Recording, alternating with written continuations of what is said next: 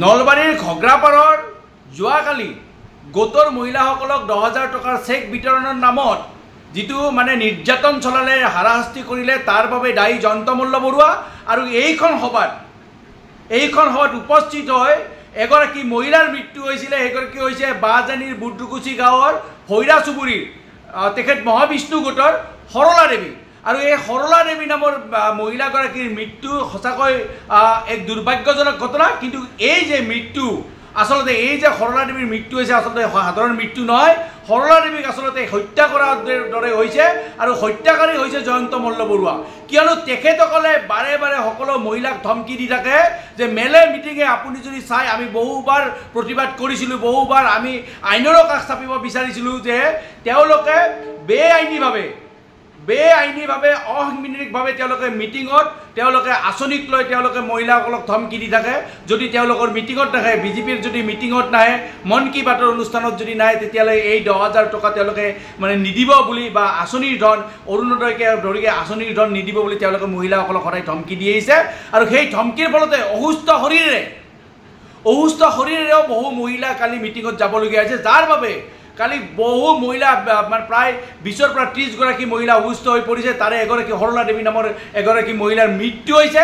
আৰু মই বাৰে বাৰে কৈছোঁ যে এই মৃত্যুৰ বাবে দায়ী জয়ন্ত মল্ল বৰুৱা আৰু এই মৃত্যু সাধাৰণ মৃত্যু নহয়, আচলতে এয়া হত্যাকাণ্ড বুলি ক'ব লাগিব। কিয়নো তেওঁলোকে নিজৰ ৰাজনৈতিক সিদ্ধিৰ বাবে এই যে জয়ন্ত মল্ল বৰুৱাক সমগ্ৰ অসমে গৰুচৰ বুলি যেতিয়া মানে এটা উপাধি দিলে, বিভূষিত কৰিলে, যেতিয়াই জয়ন্ত মল্ল বৰুৱাৰ পত্নীৰ নামত থকা দুনিয়াৰ মানে অগাধ মাটি সম্পত্তিৰ যেতিয়া কথা পোহৰলৈ আহিল, অবৈধ সম্পত্তিৰ কথা পোহৰলৈ আহিল, সেই অপবাদ ঢাকিবলৈ মুখ্যমন্ত্ৰী হিমন্ত বিশ্ব শৰ্মা ডাঙৰীয়াই জয়ন্ত মল্লক বচাবলৈ নলবাৰীলৈ গৈছিল। আৰু নলবাৰীত মানে হাজাৰ মহিলাবিলাকক তেওঁলোকে মানে প্ৰলোভন দি ধমকি দি মিটিঙলৈ আহিব দিছিলে। বহু আত্মসহায়ক গোটক কোৱা হৈছিলে যে যদি এগৰাকী আত্মসহায়ক গোটৰ যদি এগৰাকী মহিলাও যদি উপস্থিত নাথাকে তেতিয়াহ'লে কাকৈ সেই আত্মসহায়ক গোটটোক মানে 10,000 টকাৰ পৰা বঞ্চিত কৰিব বুলি তেওঁলোকে ধমকি দিছিলে।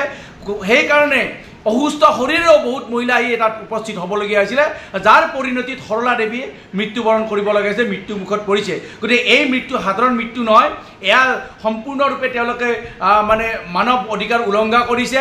সম্পূৰ্ণৰূপে তেওঁলোকে আইনৰ যি মানে আমাৰ আইন ব্যৱস্থা আছে আইনৰ উলংঘা কৰিছে, সংবিধানৰ উলংঘা কৰিছে।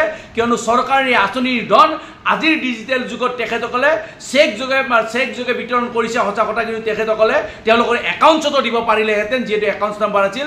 সেইখিনি নকৰি তেওঁলোকে নিজৰ ৰাজনৈতিক স্বাৰ্থ সিদ্ধিৰ বাবে মহিলাসকলক একে ঠাইতে একগোট কৰি যিটো তেওঁলোকে চৰকাৰী ধন হৰাত কৰি যে কালি যিখন মিটিং কৰিছে কমপ্লিটলি বেআইনী আছিলে। কাৰণ চৰকাৰী মিটিঙত তেওঁলোকে ৰাজনীতিকৰণ কৰিছে, বিজেপিৰ কথা কৈছে, কংগ্ৰেছৰ বিৰুদ্ধে কথা কৈছে তেওঁলোকে, আৰু মহিলাসকলক ভোট দিয়াৰ কথাও কৈছে। গতিকে সম্পূৰ্ণৰূপে কালি বেআইনী এখন মিটিং পাতিছে, অসাংবিধানিকভাৱে মিটিং পাতিছে। গতিকে মই সেইকাৰণে কৈছোঁ যে এই যিটো মানে চৰকাৰৰ মানে নিয়ম বহিৰ্ভূতভাৱে কৰি মিটিং কৰি তেওঁলোকে যে এগৰাকী মহিলা যে মৃত্যুমুখত পৰিবলগীয়া হ'ল, গতিকে তাৰ হত্যাকাৰী জয়ন্ত মল্ল বৰুৱা আৰু জয়ন্ত মল্ল বৰুৱাক উচিত শাস্তি প্ৰদান কৰিব লাগে।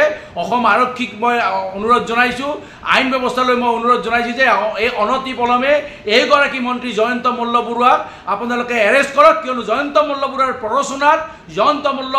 প্ৰৰোচনাত কিছুমান তেওঁৰ চালা চামুণ্ডাই গাঁৱে গৈ তেওঁলোকে ধমকি দিছিল, মহিলাসকলক গোটৰ মহিলাসকলক ধমকি দি আহিছিল। যদি এগৰাকী মহিলাও মিটিঙত উপস্থিত নাথাকে তেতিয়াহ'লে তেওঁলোকক মানে গোটৰ পইচা দিয়া নহ'ব, আঁচনিৰ ধন দিয়া নহ'ব, কাটি দিয়া হ'ব। এইবিলাকক ধমকিৰ কাৰণে সেই মহিলাসকল তাত আহিবলগীয়া হৈছে। গতিকে জয়ন্ত মল্ল বৰুৱাক অনতিপলমে এৰেষ্ট কৰক আৰু তেওঁক এই হত্যাৰ বাবে তেওঁক মানে জগৰীয়া কৰি উচিত শাস্তি প্ৰদান কৰক।